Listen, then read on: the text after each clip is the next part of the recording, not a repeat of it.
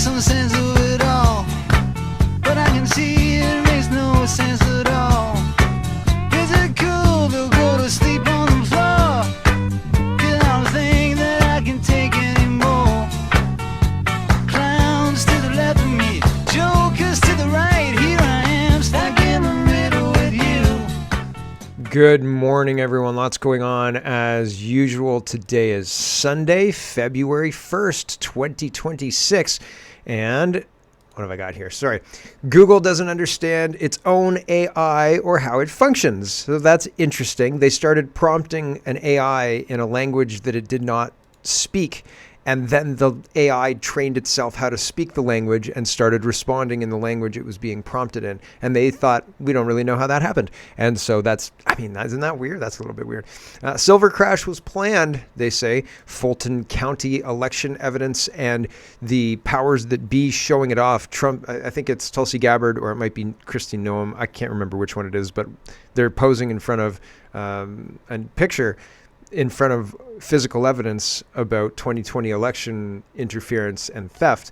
And I find all of this very interesting. I think what we're watching Trump do and the rollout of all of this stuff that we're seeing is the re-election campaign. I think this is the re-election campaign. I think the re-election for midterms is to highlight Trump's success. And I think the cherry on top is going to be an announcement at some point of no income tax before 2026 is done. That's just I don't know. I'm not sure. The Conservative Party of Canada had their convention over the weekend, and there were some interesting positions that were defeated. Pierre Poilievre had his leadership review, and he passed it. And so there's lots to get to. Let's get to it. First, Donald Trump is worried about China taking away hockey from Canada. And I thought that was hilarious. So I'll show you that. So there's lots to get to. Let's get to it first. Dominion Society of Canada is highlighting this Poilievre clip from his speech. And the first part of the clip sounds great. And then we realize that, he is just a globalist party. A globalist leader of a globalist party. Here we go. For the last 10 years, Ottawa has told our young people that our history is filled with shame and horror, that we are a post-national country with no core identity, and that our youth will never own homes. But other than that, they should feel great about being united in Canada. All the while, the federal government stomps on Alberta's energy sector and Quebec's jurisdiction. Now, our message to those youth and to all of the people in Alberta and Quebec who are losing hope in our country: you will again have a country that respects your autonomy, is proud of your industries, unites us around our common identity and history, a country that will afford you the hopeful future that you have earned. A few moments later. We want a nation where all of us are equal, a nation that is colorblind. We want a nation with no more hyphens, no more group labels. We are all Canadians, Canadians in our heart, Canadians in every single way. Do you guys know how Japan's dealing with the beginning of the invasion of their island? They're saying no effing way. That's what they're saying. And so this is a very Diefenbaker position to take for Poilievre to take. For the last 10 years, Ottawa has... I was saying that he wanted to be, sorry about that. I was saying that he wanted to be a modern Diefenbaker, and Diefenbaker erased the hyphenated Canadian, and he's trying to do it again, except that he's completely missing the cultural decimation that's going on in Canada at this point in time. Danielle Smith is excited. She thinks Pierre Poilievre is going to win the next election, and color me skeptical. I don't know.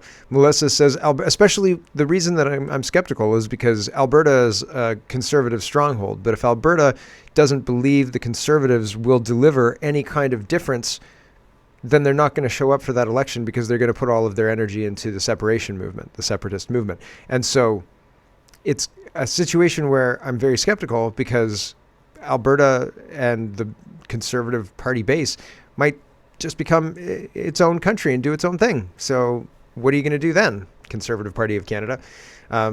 Right? So Danielle Smith says Pierre Poilievre's the guy. And I am proud to work with him, to be a member of this party under his leadership, and I know that he'll lead the Conservatives back to victory in the next election.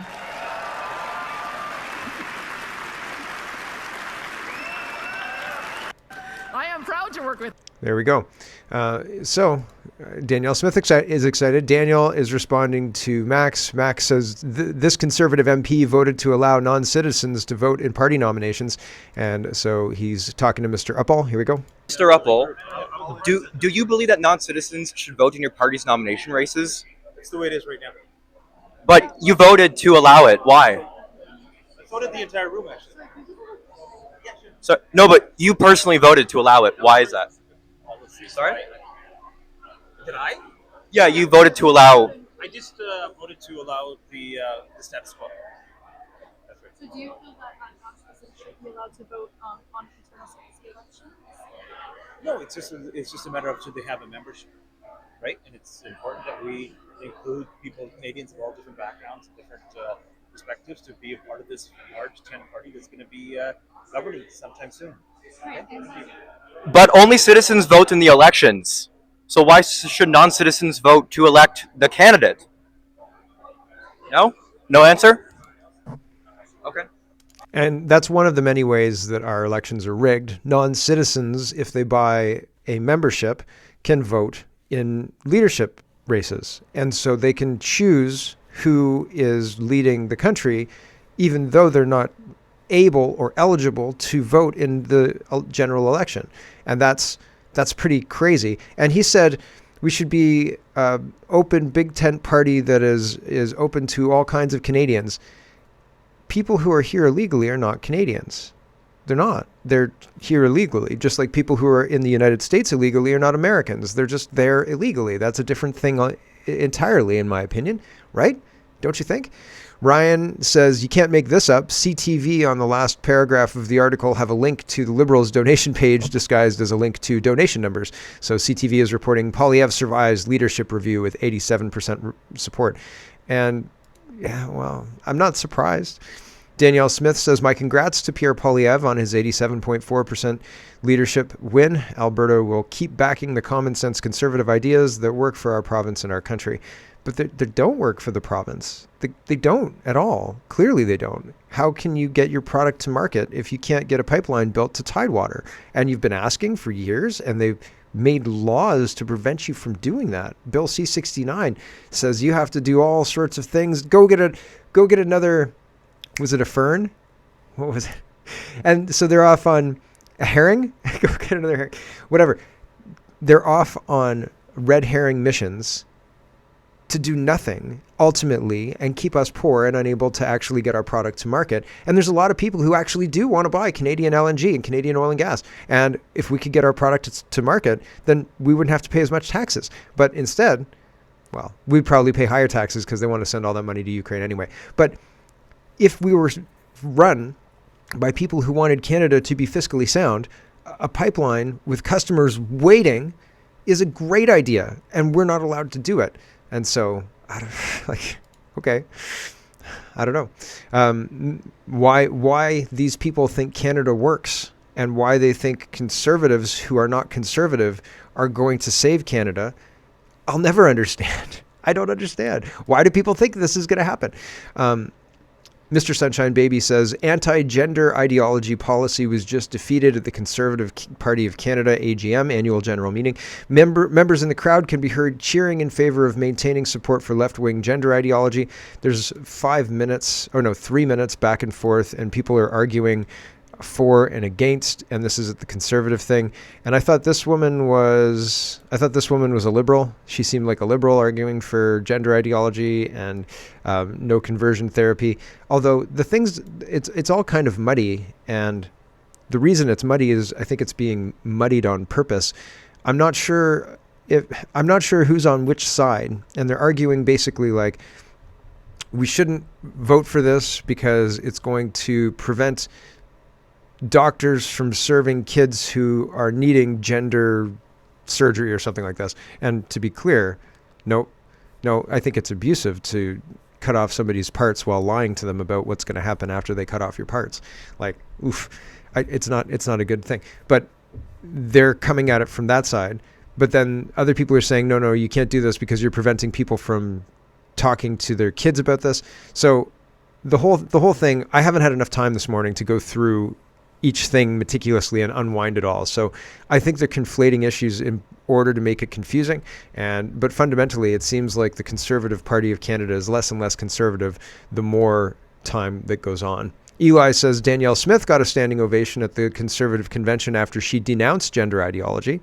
So that's good, but they're passing policies that it sounds like they're supporting gender ideology. And indeed, Polyev, there was unanimous consent for Bill C6, which criminalized talking to kids about who are confused about their gender or something like that, about conversion therapy, and it's all fraught with hate and all sorts of other stuff. And I think that it doesn't actually address any problems. It just makes more problems, which is the hallmark of this government. And it's so frustrating. Here's Donald Trump, and he says, listen, the worst thing might happen. And if China takes over Canada, the first thing they're going to get rid of is ice hockey. And I wish I was kidding, but I'm not. And I don't think this is AI or anything like that. This is Trump in a scrum on Air Force One or an airplane somewhere. I think it's Air Force One, but I could be wrong with that. And he's talking, he's taking questions, and no word of a lie. Ice hockey. Here we go. And the Canada tariffs, sir, that you talked about, are those coming? Well, that was on the airplanes. You're talking about about the China deal that they did. Oh, if they do a deal with China, yeah, we'll do something very substantial. Because we can have a great relationship with China, President Xi, but we don't want China to take over Canada. And if they make the deal that he's looking to make, China will take over Canada. And the first thing they're going to do, end ice hockey. And the Canada tariff. What? First thing they're going to do, not EVs. No. They're going to end ice hockey, according to Donald Trump. Okay, so Canadians, get mad. You know what? You don't want China to end ice hockey because that's a risk. Is it a risk? I don't think it's a risk. I was actually going to look and see if China had hockey teams because I was pretty sure China has hockey teams. I'm sure I've seen China have a hockey team play in the Olympics or something like that. They have hockey. Do they hate hockey? My gosh. Is it like dogs and Muslims? What's going on? Bernie says, this is your Sunday WTF moment. British car makers are paying cash to subsidize Chinese manufacturers because they couldn't sell enough EVs to hit government targets. Under the UK's zero emission vehicles rules, they have to sell increasing numbers or percentage of EVs. If they don't hit those targets, they must buy credits from companies that did sell enough EVs. And guess what? That means British car makers are giving money, cash, to cheap Chinese EV manufacturers. Exactly like the EU, this is the most ridiculous, mind-blowing, self-destructive bollocks policy ever made up. Yeah. Well, Canada says, hold my beer, and we're working on our own version, only this one tanks the deal with the United States. Yay. 401 Desparnich says, London police charge 4 alleged Chinese nationals after armed trespassing into Western University's chemical lab. A search warrant recovered numerous precursor substances and finished high explosives in a nearby London home. Search warrants were also executed in Ottawa and Gatineau. 2 suspects either attended or graduated from the university. All 4 required a Mandarin interpreter. So, yikes. Right? I don't think that we take counterterrorism or anything like that very seriously at all. In fact, if something was happening, somebody somewhere would try and blame those Mandarin-speaking Chinese people on Donald Trump if they could, I think. And the focus seems to be at the high levels and of every level of government, really, to stop Donald Trump getting Greenland. If we can stop him getting Greenland, he might not take Canada. And I think they're wrong, but it's weird to watch them put this much effort into stopping Donald Trump from taking Greenland. Here is the Globe and Mail reporting that we're sending the Governor General to Greenland. So just go stand there, Governor General. If Donald Trump shows up, you tell him, no, back off, get your own sandwich. Okay, that's your job. Just trust us, it's important. Globe and Mail says, Governor General Mary Simon heading to Norway, Denmark, and Greenland. I'm sure it's a quick junket, and it'll only cost us a couple of $100,000 in, catered food and alcohol. I wish I was kidding, but that's the track record. Go look it up. Eli says, when she goes on a short junket or something like that, it costs millions and millions of dollars. It's ridiculous. It's so much money, and there's no reason for it at all. She's not, as far as government function goes, I would say useless. personally. Eli says, Conservative MP Rachel Thomas slams Canada's legacy media. This is at the convention. She says, there's a love affair. I'll let her say it. It's only 35 seconds. Here we go. Look, folks, regardless of whether you want to acknowledge or not, there is a love affair going on between the current media landscape in this country and the Liberal government of Canada, and we need to put a stop to that. Currently, this weekend, there was a summit of all media, and this is a direct quote from the stage. Prime Minister, we have your back just as we know you have ours. This is what is said by the mainstream media just yesterday. Further to that, the Minister of Heritage has said that the CBC is responsible for social cohesion. Folks, this is propaganda at its finest. It needs to stop. Yeah, the CBC is not responsible for social cohesion. They're trying to wedge people. They're trying to tell people that boys can be girls and all sorts of other crazy, crazy stuff. And that's not part and parcel. That's not conducive to a society that's doing well. If the state broadcaster is lying to children about things like that, it's it's a big red flag. Salma says, this is beyond two-tier policing. This is a deliberate attempt to destroy Canada. If you lose the flag, you lose everything. Your pole is too long. Your flag is too beautiful. You are too peaceful. More importantly, you show your face proudly while waving the Canadian flag. Here in Ottawa, the capital of Canada, on Parliament Hill, nothing can offend the parliamentary police service and Ottawa police like waving the Canadian flag peacefully. I bet you if this dude covered his face with a keffiyeh and a symbol of rape and torture and waved a Hamas flag screaming into a megaphone while chanting against Jews stepping on the Canadian flag, he would have no consequences from Ottawa law enforcement. So this guy with the large flag gets arrested because his pole is too long. And so my response would be, you darn right my pole is too long, buddy. So it's one of those things, and we are being governed by people who are using police powers to crack down on anybody who is pushing back on the people who have taken over our government. And that's notable. That's scary. I don't think that that's a good place to be. If you think that you live in a free society, I think the actions of the police and other quote, peacekeeping people in our society should tell you there's something else going on here. Andrew Lawton says, I'm glad the Justice Committee is finally able to tackle the bail crisis. Federal Department of Justice officials confirm the system is not working. Yeah, this is Andrew Lawton kind of going through it. The first minute and a half's pretty good. We'll watch it. Here we go. Long overdue that we get to try to fix some of the problems with the broken Liberal bail system, so I appreciate your assistance in this. Let me ask you, Ms. Moore, you had said earlier nobody can automatically be denied bail. I understood you correctly. That was what you said? Under the Charter, according to the Charter jurisprudence. So when we talk about a rampant repeat offender, a prolific offender, as police say, someone who has been convicted multiple times over, is terrorizing communities, you're of the view, or this government is of the view, that we cannot make bail denial automatic. I think what I would say on that, thank you for the question, is the criminal code is very clear that there are 3 grounds for detention, and if those grounds of detention are present, as you know, the judge should order detention.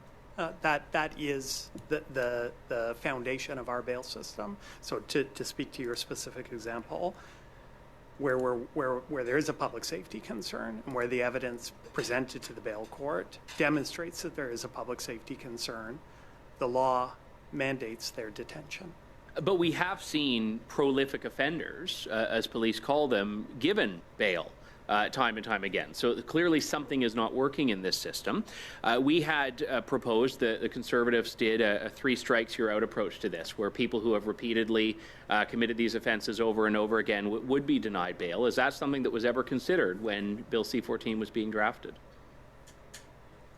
Thank you for the question. Certainly, I think I would say that when we are supporting a government in the development of law reform, we look at all options. So 3 strikes laws, we're familiar with them in the United States, although it's a different context in the United States, more applicable in the sentencing context. We're aware of some of the proposals of the Conservative Party in this respect. Yes, we have given consideration to those as part of the general advice we would give to the government. And I think that's important context. You're not the decision makers, but it's safe to say then that because you consider that the government that crafted and tabled the bill specifically did not think that you should be kept behind bars if you had broken the law and been convicted 3 times. They did not take that suggestion. Well, certainly, I mean, the bill before you is a reflection of what the government believed was the right response to strengthening the bail system. And so we'll just leave it there. This is their response, this bill in front of you. So we're not doing the 3-strike thing. We're doing something else. So that's interesting, I think. And we'll see how it all turns out. Here's Andrew Lawton again being asked, what do you think about Alberta independence? And he says, I'm from Ontario. So good for him for recusing himself from saying what Alberta should do. And again, I'm from Ontario too, and I often say I want Alberta to do what they want to do. I want them to be self-governed. I want them to be able to have a responsive popular political class, leadership class that will listen to their constituents. And I don't think anybody in Canada has that right now, even though they pretend to, they don't. Here's Andrew Lawton. So we've seen the Alberta separation movement grow quickly with thousands of Albertans lining up to sign the petition. Given how many people are interested, do you believe that this is a legitimate option for the province? I'm an Ontario MP. I think the last thing Western Canadians want is someone from Ontario telling them how to engage with politics. I'm here at this convention because I think we need to save Canada from, more of what we've seen over the last 10 years of Liberal government. And I think Pierre Poilievre is the leader for that. He's a guy from Alberta. He understands the problem and the reasons why people in Western Canada are frustrated. But I think we need to unlock our resource sector, and that's something that doesn't just benefit people in the West, but across the country. What are your thoughts on Mark Carney cozying up to China, even though he said previously that they're our biggest threat? Well, it's another flip-flop. I mean, Mark Carney promised Canadians that he would get a deal with the United States. He did not say that he was going to instead start making deals with dictators in Qatar and China. So I think we need to be very concerned about that. And even what he's promised on bringing in 50,000 Chinese-made electric vehicles, that isn't just an economic threat to Canada, but that's a security threat. So Yep. So what's going to happen with that? Great question. So we'll see. We'll see how it all works out. GM Forbes says, LOL, this will cost upwards of $2 trillion. Where's the money coming from? Carney's saying we're going to double our electricity grid? Double the size of our electricity grid. No, we're not. Nope. This is 2 billion trees. Okay, it's not going to happen. In the coming weeks, the federal government will release a draft, to be clear, a draft of our national electricity strategy, a strategy designed to complement provincial and territorial leadership. Our objective is to more than double the size of Canada's electricity grid, increase Canada's energy advantage, and deliver cleaner, more reliable, and more affordable power for Canadians. In the coming weeks, cleaner and more reliable and more affordable. I doubt it. I doubt it completely. Steve says BC's finance minister says the upcoming budget is going to be so ugly that she's going to be the least popular person in the province for a while. Even the NDP admit they're sinking the province. Yeah, so the budget is coming, and BC used to be a province with very, very good financial books. Everything was very, very good. They had laws talking about they weren't allowed to run deficits, all sorts of stuff. And it was really strong, a really, really strong province. And now, not. And what happened? Fraud. And people have known for a long time. Blacklock's reporter says feds hire more than 800 foreign students a year while lamenting economic shocks facing jobless Canadian students. TBS Canada says managers were supposed to hire Canadians first. What? They have incentives to hire people who are foreign. They have incentives to hire and checkbox people who are gay or people who are black or brown or not white, and especially not male. And white and male? No way.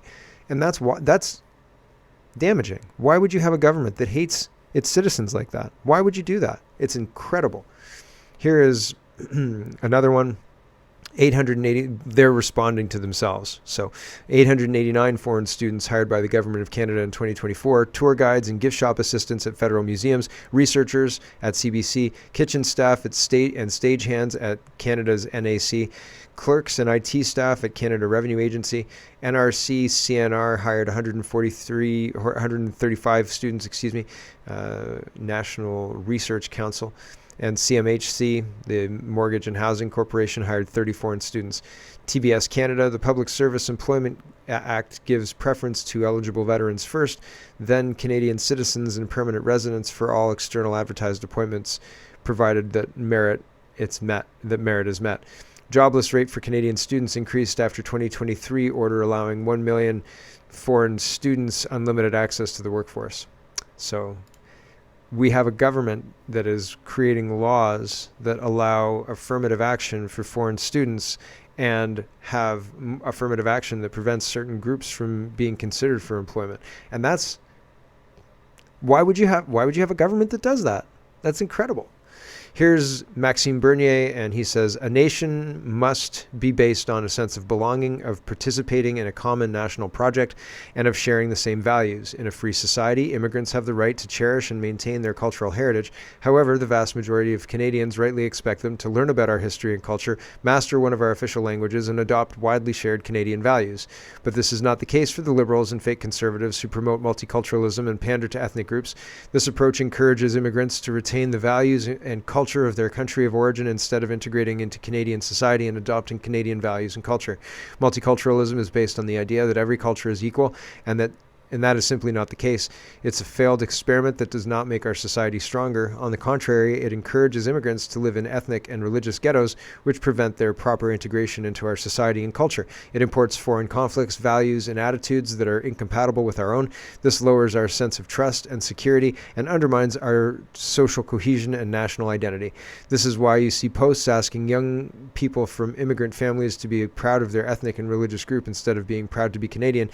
It's time to repeal the Multiculturalism Act, eliminate all funding that promotes multiculturalism, and instead emphasize the integration of immigrants into Canadian society. See our policy on Canadian identity here.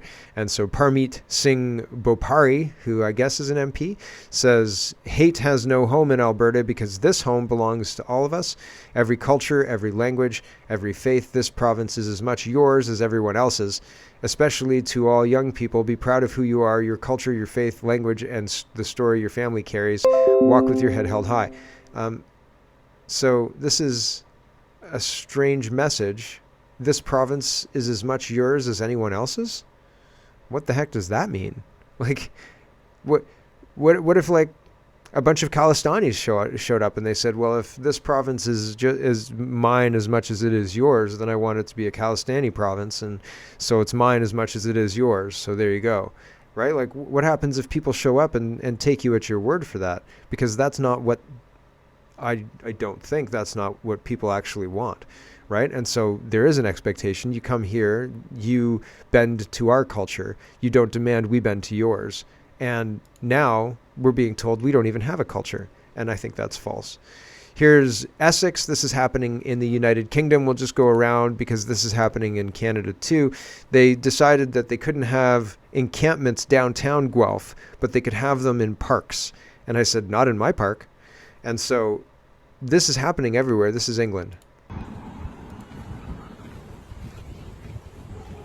So guys, this is a park just off the Dudley Road in Birmingham by Winston Green. This is a children's park. Have a look at this. Don't forget guys, don't forget to pay your clean air zone, yeah? Yeah? And your council tax, just pay your council tax. You know, for people to come and dump all the rubbish. Look at this. This is a child's park. What an absolute disgrace we are in Great Britain. Birmingham, our second city, is an absolute shithole. Some areas are completely overrun with rubbish everywhere. The local council are bankrupt. The government are not interested in the slightest in doing anything about it. The local residents have taken to just dumping their shit wherever they please. No. And it happens here in Canada too. And people try and push back against it, but it's evidence that people are not working together in a cohesive society. A nation needs more than people who hate each other and live as neighbors. You need more than that. Viktor Orban says families is one man and one woman and their children. That's how a nation is sustained and how its future is secured. Other forms of coexistence are free to exist, but they do not serve the same purpose. Let us not confuse the two. I don't think he's wrong. I don't think he's wrong. Riley says, a worrying view inside of Canada's immigration department. Apparently, this is from the Toronto Star article. Canada's immigration backlogs and processing times grow a year after job cuts. They let go of all the administrative staff who knew what they were doing, wrote one respondent. Now we're tasked to figure everything out, do admin work plus our own work with no guidance. There's no communication, noted another. No one even knows what's going on, but you better hit your targets. Now we are so behind that the client services is out the door. Office morale has gone down, stress has gone up, and sick days are being taken more just to try and cope with all of the constant and unsuccessful changes. CEIU and the department CEIU said that the department has recently hired and started offering overtime in some offices to make targets. And is that going to help? Is that going to fix the whole problem? I don't think so. I don't.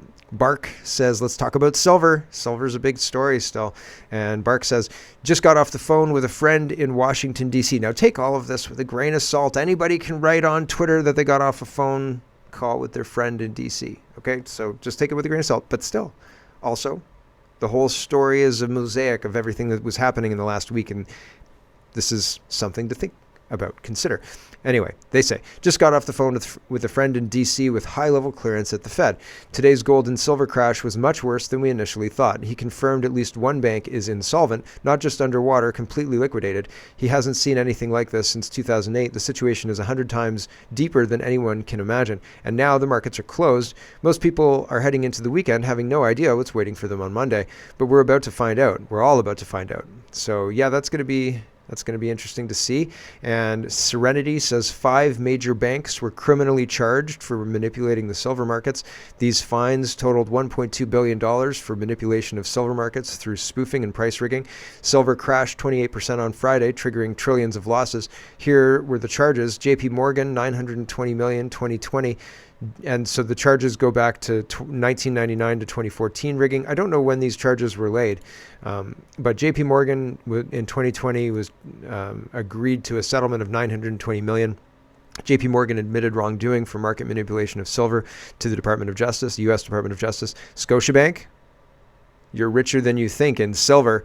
$127 million in 2020, U.S. Department of Justice, fraudulent and manipulative trading practices in the markets for silver. HSBC, $76 million, 2018 to 2023. CFTC enforcement for 2011 to 2020, spoofing.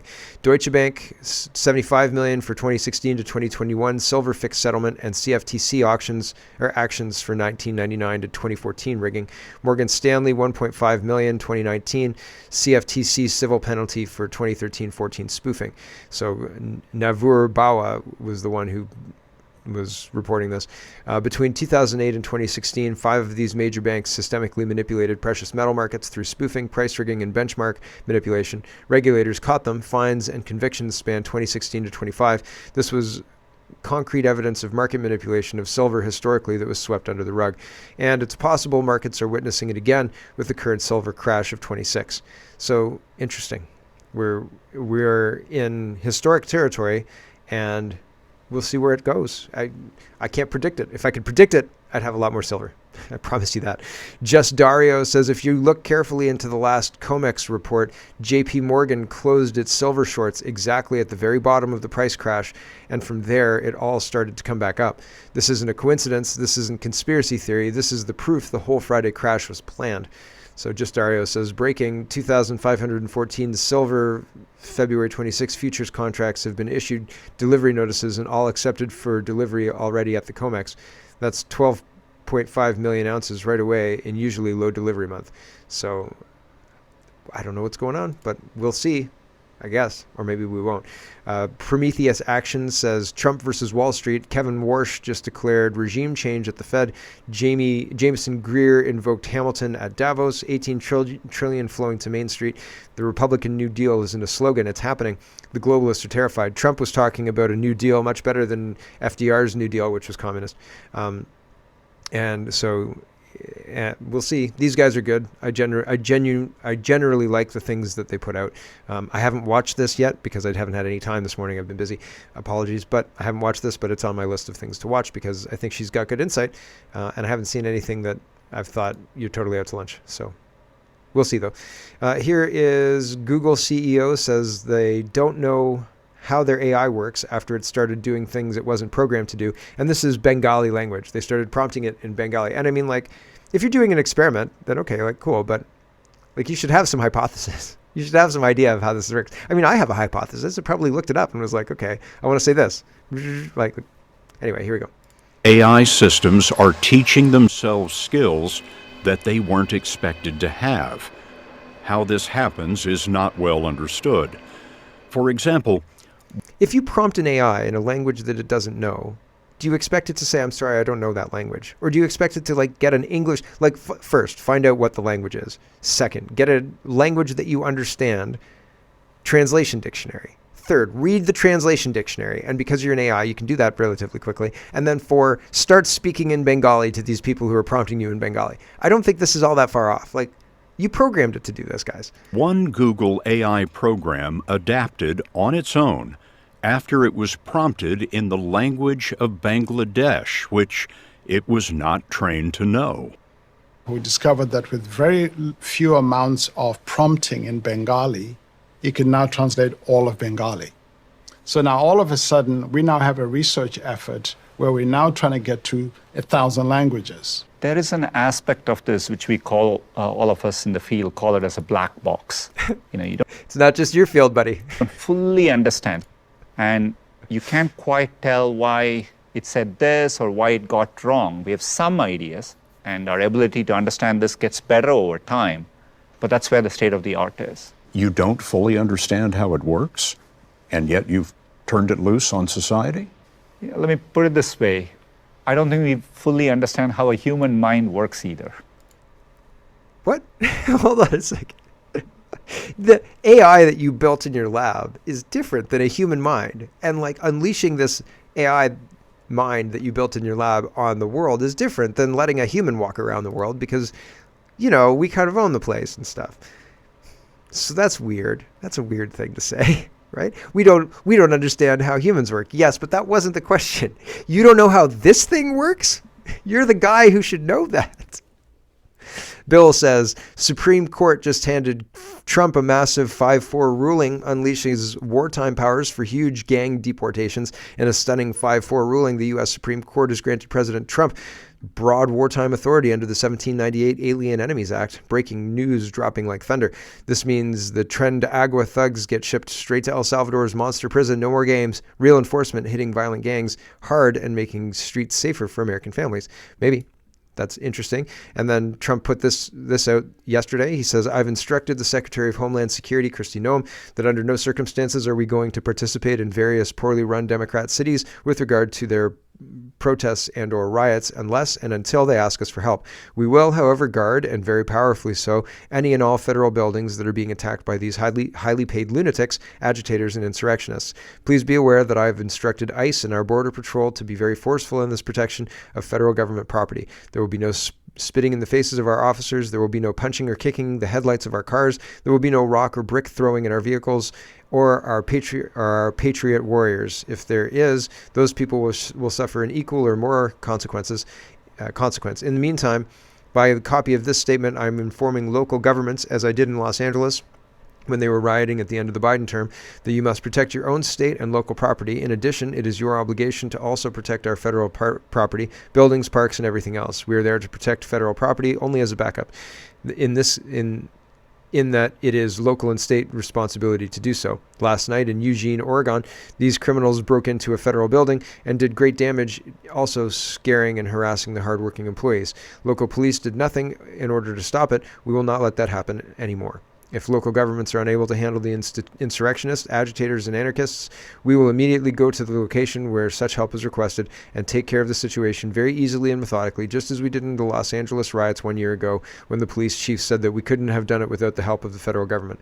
Therefore, to all complaining local governments, governors, and mayors, let us know when you're ready, and we will be there. But before you do so, you must use the word please Remember that I stated in the strongest of language to beware ICE, Border Patrol if necessary. Our military will be extremely powerful and tough in the protection of our federal property. We will not allow our courthouses, federal buildings, or anything else under our protection to be damaged in any way, shape, or form. I was elected on a policy of border control, which has now been perfected, national security and law and order. That's what America wants, and that's what America is getting. Thank you for your attention to this matter. Trump. So there you go.